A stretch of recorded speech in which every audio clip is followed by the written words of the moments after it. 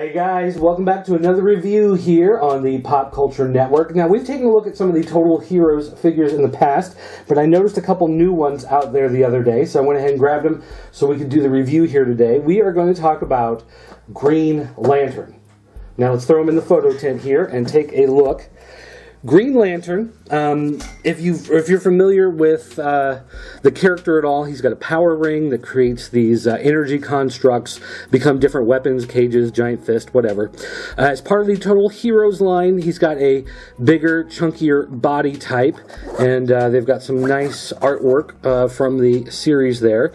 You can see some of the other characters, biographical information, yada, yada, yada.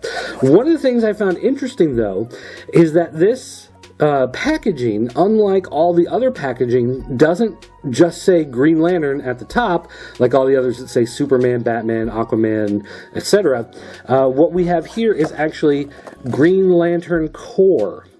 You've got the Green Lantern logo and the Green Lantern Corps logo, not just the Green Lantern logo, which I found a little weird.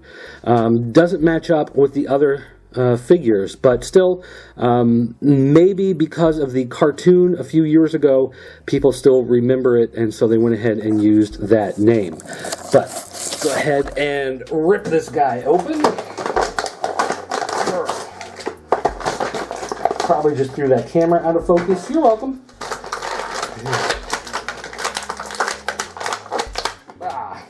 All right, hop back in. Green Lantern. Now, he's got his overall basic look of the New 52. One of the key things in the New 52 is he does recreate his emblem hovering out in front with an energy charge. You really can't do that, obviously, with a figure like this. So instead, they just have the painted on logo. But otherwise, the design, the way it's cut out, the way all the different pieces kind of come together, that is how he looks in the New 52. And in the New 52, it is more of an armor piece, and it's almost electrified. A lot of the lines are supposed to glow when he's powered up. They didn't do that on this, probably just as a regular cost-saving measure. They didn't put the extra paint into him. They are using the same body types that we've seen before. It's the same arms, same forearms, same hands, legs, feet. Everything is the same, except he does have the power ring molded onto his hand there, so they did sculpt that new. The head, of course, is a new sculpt. This is Hal Jordan, the real Green Lantern. I don't care what area you grew up in. He's the guy who's Green Lantern, and that's just the way it's got to be. And they didn't make a completely new body, although they did add a little bit of texture to the back, so it does look more like his costume, unlike the arms and legs that are just the exact same reused pieces. One thing I'll note, though, having just opened this up and taken a look, you can see that there is some paint slop on the back. It actually looks like some red paint, so I'm guessing that came from, well, I would say Flash, but Flash was molded in red and they painted on the yellow, so I'm guessing maybe from a Superman figure somewhere in the line. But just a little piece of slop. But again, this is a kid's line. Little kids aren't necessarily going to care about that like a lot of us older collectors. And then the ring itself, you can see it's basically just a big flat piece on his hand. There's no actual sculpting of the Green Lantern logo or anything like that, which, I'm a little disappointed in, but not too terribly much. It's all right.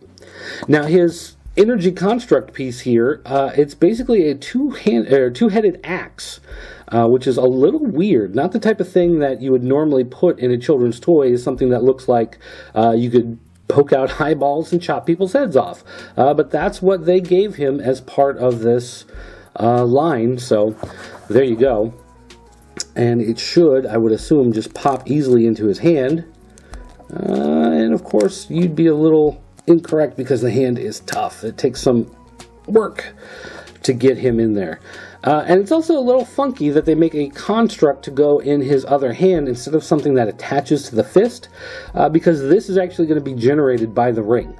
Normally you'd have some sort of energy trail going across. And so instead of having like a giant fist that clamps on here, and, looks like a giant,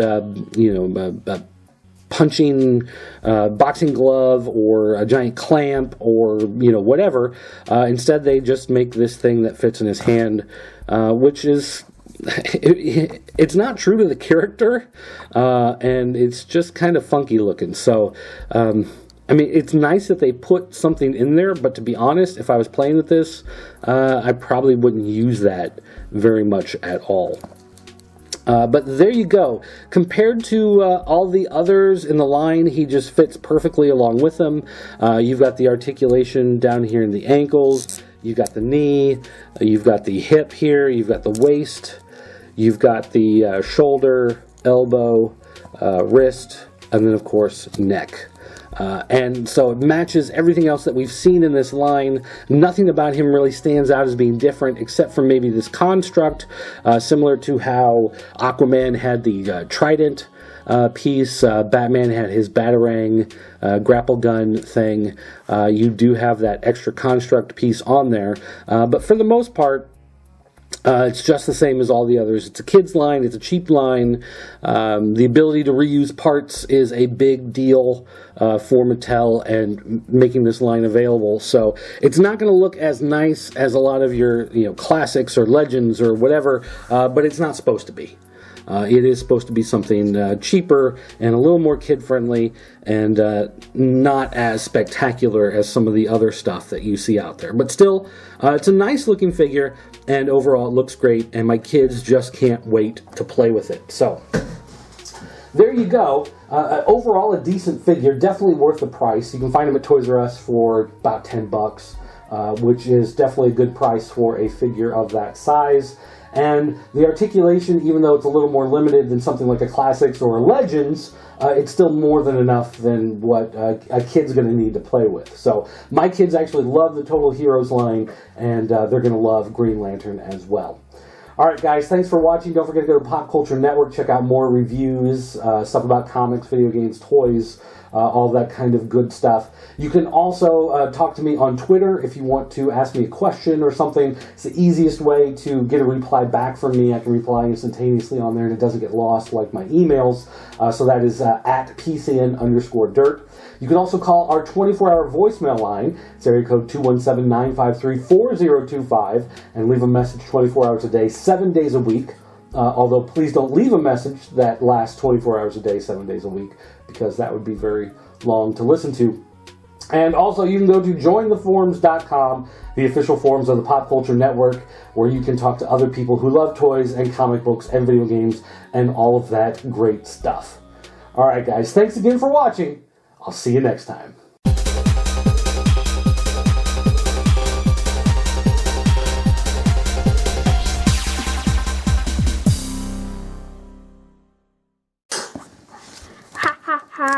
I got you now. Hey, we both have weapons, and they're made from our energy. That's right.